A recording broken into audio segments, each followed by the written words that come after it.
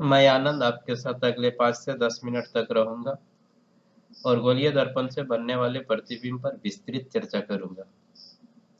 गोलीय दर्पण से प्रतिबिंब बनने को समझने के लिए किरण आरेख का उपयोग किया जाता है।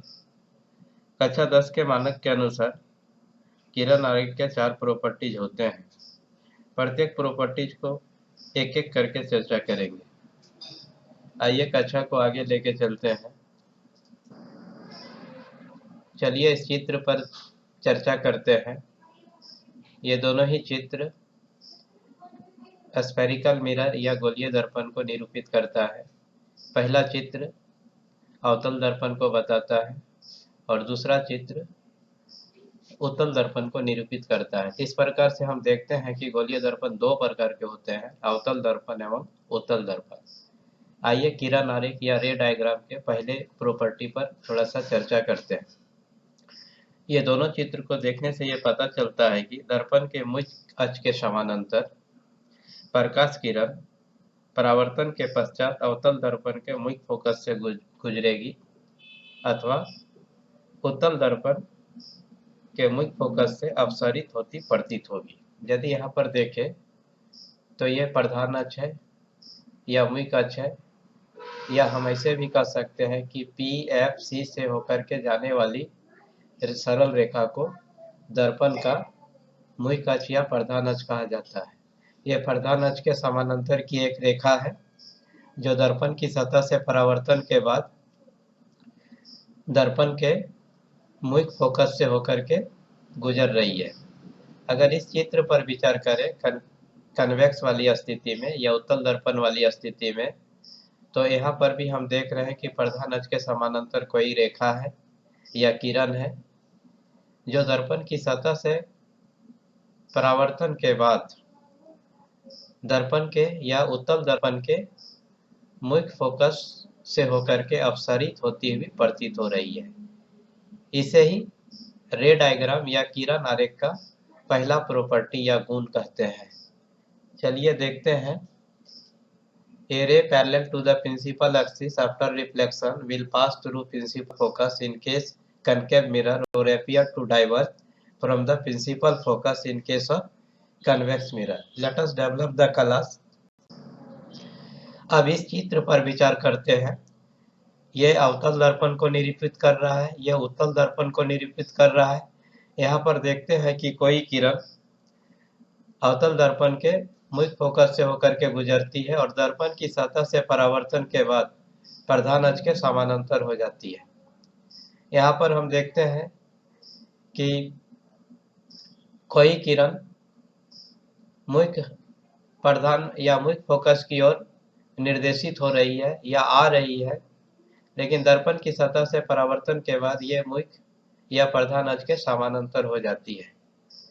उत्तल दर्पण वाले केस में आती हुई प्रतीत होती है मुख्य फोकस की ओर, जो दर्पण की सतह से परावर्तन के बाद प्रधान अक्ष के समानांतर हो जाती है। लेकिन अवतल दर्पण वाले केस में मुख्य फोकस से होकर के गुजरती है और गुजरने के बाद प्रधान अक्ष के समानांतर हो जाती है। इसे ही रे डायग्राम या किरण आरेख का दूसरा नियम या प्रॉपर्टी कहते हैं। चलिए देखते हैं। A ray passing through the principal focus of a concave mirror or a ray which is directed towards the principal focus of a convex mirror after reflection will emerge parallel to the principal axis. अब इस चित्र पर विचार करते हैं। यह अवतल दर्पण को निरूपित कर रहा है, यह उत्तल दर्पण को निरूपित कर रहा है। यदि कोई किरण वक्रता केंद्र से होकर के गुजरती है तो दर्पण की सतह से टकराने के बाद या परावर्तन के बाद पुनः उसी पथ से होकर के वक्रता केंद्र होते हुए वापस लौट जाती है। उत्तल दर्पण वाली स्थिति में यदि कोई किरण वक्रता केंद्र की ओर निर्देशित होती है या जाती हुई प्रतीत होती है तो दर्पण की सतह से परावर्तन के बाद पुनः उसी पथ पर वापस लौट जाती है। इसे हम लोग रे डायग्राम या किरण आरेख का तीसरा नियम या तीसरा गुण कहते हैं। A ray passing through the center of curvature of a concave mirror or directed in the direction of the center of curvature of a convex mirror। अब आइए इस चित्र पर विचार करते हैं। यहाँ पर कोई तिरछी किरण है जो अवतल दर्पण के ध्रुव P पर आपतित हो रही है और परावर्तन के बाद पुनः यह तिरछी किरण के रूप में परावर्तित हो जाती है। ये तिरछी किरण, तिरछी आपतित किरण और तिरछी परावर्तित किरण परावर्तन के नियम का अनुपालन करती है। तो ये अवतल दर्पण वाली स्थिति है और ये उत्तल दर्पण वाली स्थिति है। दोनों ही स्थिति में तिरछी आपतित किरण, तिरछी परावर्तित किरण परावर्तन के नियम को अनुपालन करती है। इस तरह से ये चौथा नियम या चौथा गुण है रे डायग्राम या किरण आरेख का। ये चारों नियम का उपयोग इमेज फॉर्मेशन के समय स्फेरिकल मिरर में किया जाता है। कहा जाता है कि इन चार में से कोई दो परावर्तित किरण जिस बिंदु पर प्रतिच्छेद करे वही बिंदु उस वस्तु का या इमेज का पोजीशन को क्लियर करती है या स्पष्ट करती है। अर्थात कैसे, यदि दो परावर्तित किरण जिस बिंदु पर प्रतिच्छेद करे तो वहां पर बताता है कि प्रतिबिंब का पोजीशन क्या है, प्रतिबिंब का साइज क्या है, प्रतिबिंब का नेचर क्या है और प्रतिबिंब का दूरी क्या है। तो ये चार बिंदुओं पर हम लोग गोलीय दर्पण से प्रतिबिंब बनने के समय विचार करेंगे। A ray incident obliquely to the principal axis towards pole of the mirror and the concave mirror or a convex mirror is reflected obliquely. The incident and reflected ray follow the laws of reflection। तो ये प्रकाश के परावर्तन के नियम का अनुपालन करती है। तो इस तरह से हमें चार नियम में चार परावर्तित किरण प्राप्त होते हैं और ये चार में से कोई भी दो परावर्तित किरण जिस बिंदु पर प्रतिच्छेद करे उसी बिंदु पर गोलीय दर्पण के सामने रखे हुए प्रतिबिंब की स्थिति को या पोजीशन को बताता है। तो आइए हम सबसे पहले अवतल दर्पण से बनने वाले प्रतिबिंब के बारे में चर्चा करते हैं। इस चित्र को ध्यान से देखने पर हम देखते हैं कि यहाँ पर प्रत्येक चित्र में अवतल दर्पण को दिखाया गया है और अलग अलग पोजीशन में ऑब्जेक्ट को रखा गया है और किरण आरेख या रे डायग्राम का उपयोग करते हुए यहाँ पर प्रतिबिंब को भी बनाया गया है।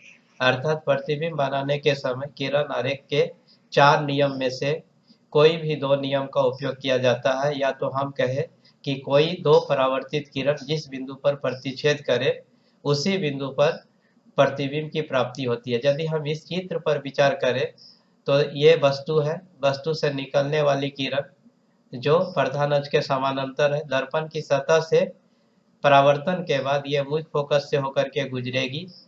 ये आपका प्रकाश किरण आरेख का पहला नियम है या पहला गुण है और इस गुण को फॉलो करते हुए देखिए इसको दिखाया गया है। दूसरा है कि यदि कोई किरण वक्रता केंद्र से होकर के गुजरे तो दर्पण की सतह से परावर्तन के बाद यह पुनः उसी पथ में वापस लौट जाती है। तो ये दोनों किरण, दोनों परावर्तित किरण को यदि हम देखें तो यहाँ पर ए डैश बिंदु पर यह प्रतिच्छेद करती है, तो यही बिंदु जो है प्रतिबिंब की स्थिति को दर्शाएगा। तो इस तरह से इस किरण आरेख को देखने पर या प्रतिबिंब बनने को देखने पर ऐसा लगता है कि यहाँ पर किरण आरेख के नियम का अनुपालन किया गया है और प्रतिबिंब बनने के समय प्रतिबिंब की स्थिति का निर्धारण किया गया है। आइए हम एक एक करके विचार करते हैं।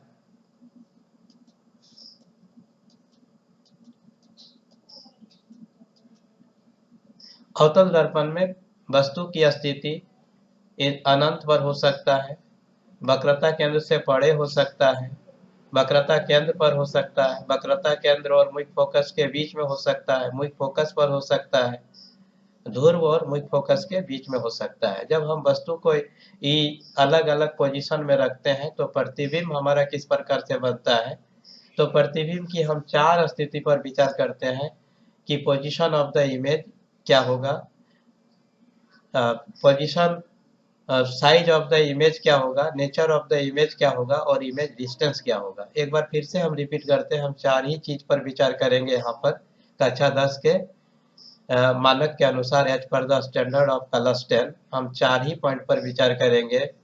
What is the position of the image, what is the nature of the image, what is the size of the image, and what is the image distance. So let us discuss one by one all of these.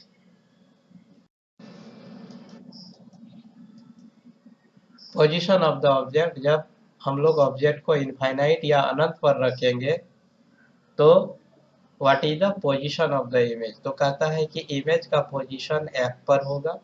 इस चित्र को ये निरूपित कर रहा है, image का position F पर होगा, इमेज का नेचर रियल और इन्वर्टेड होगा, इमेज का साइज शॉर्टर देन या ऑब्जेक्ट से छोटा होगा या वस्तु से छोटा होगा प्रतिबिंब का आकार, और प्रतिबिंब की दूरी अवतल दर्पण के फोकसांतर या फोकल लेंथ के बराबर होगा।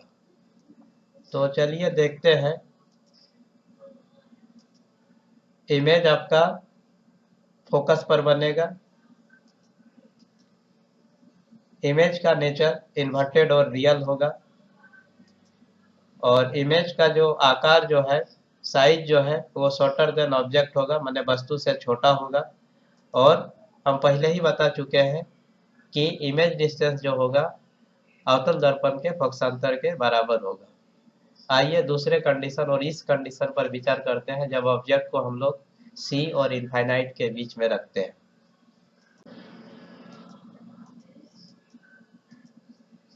पोजीशन ऑफ द इमेज क्या होगा, चित्र को देखने से ही पता चल रहा है, इमेज सी और एफ के बीच में बनेगा, इमेज का नेचर रियल और इन्वर्टेड होगा, मतलब वास्तविक और उल्टा होगा, साइज ऑफ द इमेज जो है साइज ऑफ द ऑब्जेक्ट से छोटा होगा या शॉर्टर देन ऑब्जेक्ट होगा, और ये आपका इमेज डिस्टेंस जो है अवतल दर्पण के फोकसांतर या पीएफ से बड़ा और पीसी से छोटा होगा, माने फोकसांतर से बड़ा होगा और वक्रता त्रिज्या से छोटा होगा।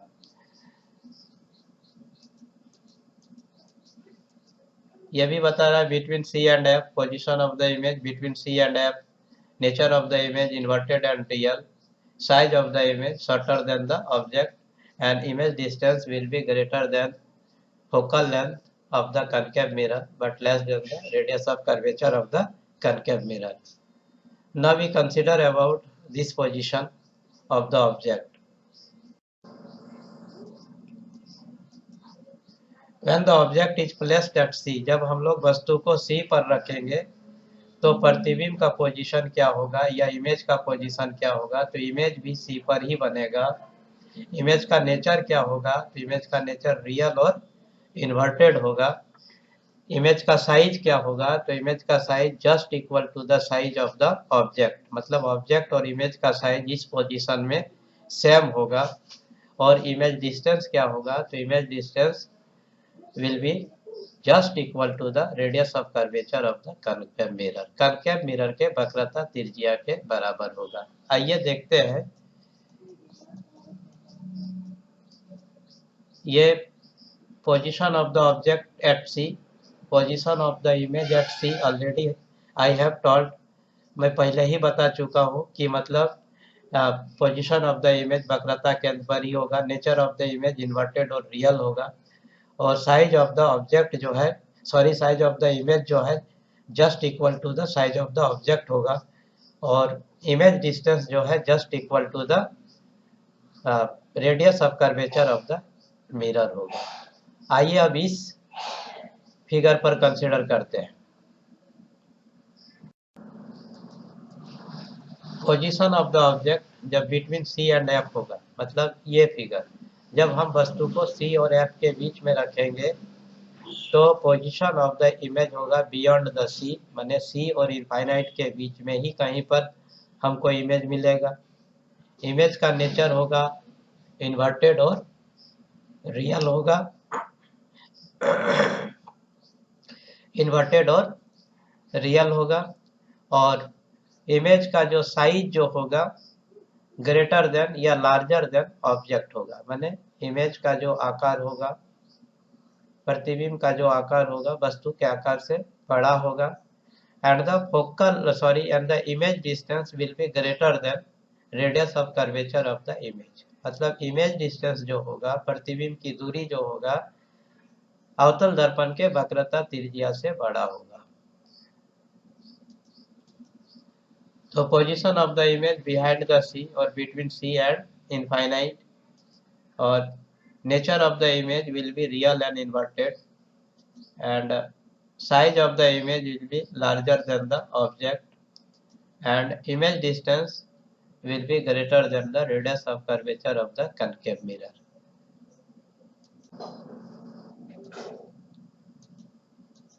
Now consider about when the object is placed at F।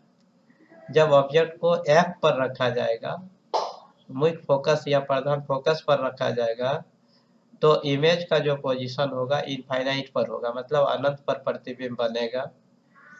प्रतिबिंब का प्रकृति या नेचर रियल होगा और इन्वर्टेड होगा। प्रतिबिंब का आकार वस्तु के आकार से बहुत बड़ा होगा और प्रतिबिंब दूरी इनफाइनाइट होगा या अनंत होगा।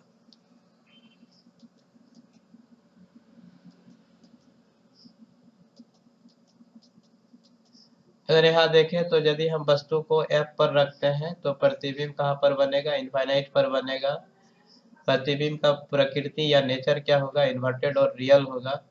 प्रतिबिंब का आकार कैसा होगा, तो लार्जर देन ऑब्जेक्ट होगा, और image distance will be just equal to the infinite, और अनंत के बराबर हो जाएगा प्रतिबिंब दूरी। At last we consider about this figure. अब अंत में हम लोग इस फिगर पर कंसिडर करेंगे।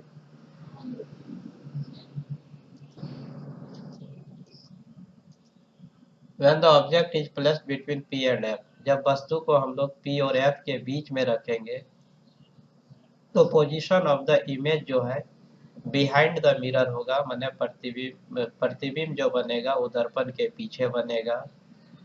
प्रतिबिंब का प्रकृति या नेचर क्या होगा, तो ये इरेक्ट और वर्चुअल होगा, या अर्थात जिसको हम लोग काल्पनिक कहते हैं। यहाँ पर काल्पनिक प्रतिबिंब बनेगा।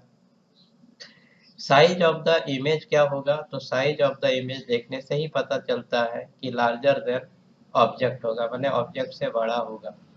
अब यहाँ पर देखते हैं कि प्रतिबिंब दूरी क्या होगा, तो प्रतिबिंब दूरी जो है फोकसांतर या फोकल लेंथ से छोटा होगा।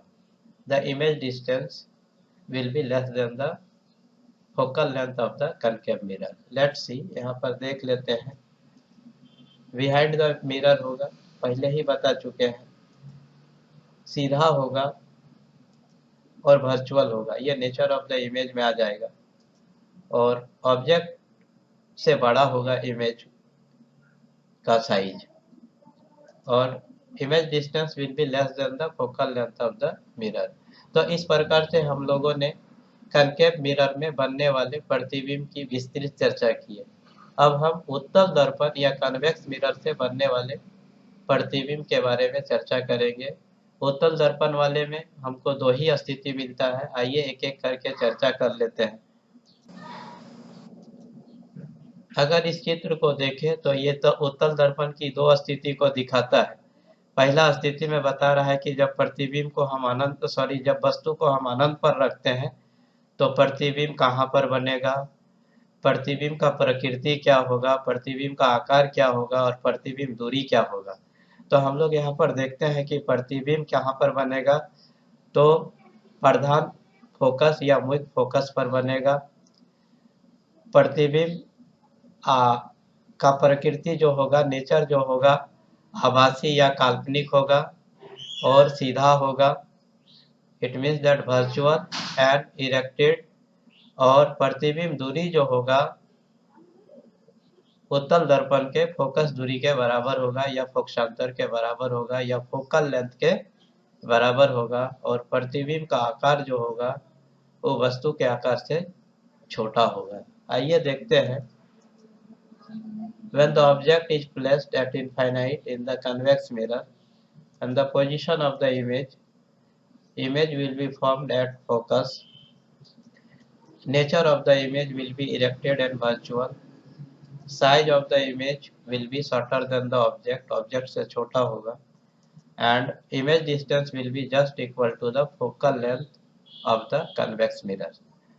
At last we consider about this figure. अब इस फिगर पर हम लोग अंत में कंसिडर कर लेते हैं.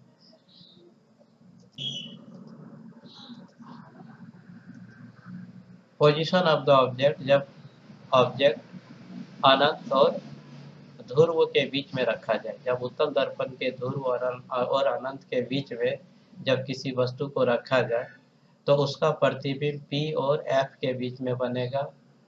प्रतिबिंब का प्रकृति वर्चुअल और इरेक्टेड होगा, मतलब काल्पनिक और सीधा होगा. प्रतिबिंब का आकार वस्तु के आकार से छोटा होगा और प्रतिबिंब दूरी उत्तल दर्पण के फोकस दूरी से छोटा होगा या कम होगा. आइए देखते हैं. Position of the image will be between P and F. Nature of the image will be erected and virtual. Size of the image will be shorter than the object and image distance will be less than focal length of the convex mirror. तो इस तरह से उत्तल दर्पण से बनने वाले प्रतिबिंब के बारे में भी हम लोग विस्तृत चर्चा कर लिए और इस तरह से यह कक्षा समाप्त हो जाता है. इस कक्षा से जैक और CBSE बोर्ड दोनों ही प्रश्न पूछते हैं और ये वीडियो लेक्चर CBSE के टर्म 1 या जैक के टर्म 1 को परिप्रेक्ष्य में रखते हुए बनाया गया है. तो आप सभी को धन्यवाद इसको देखने एवं सुनने के लिए. यदि इसमें कोई गड़बड़ी आ जाती है या त्रुटि रह जाती है तो आप अपना कमिटमेंट में लिखिए, मैं इसको और बेहतर बनाने का प्रयास करूंगा.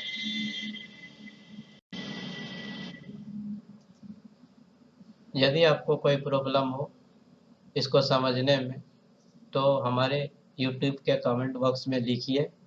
वैसे YouTube के डिस्क्रिप्शन में इसका सारा डिटेल्स आपको मिल जाएगा.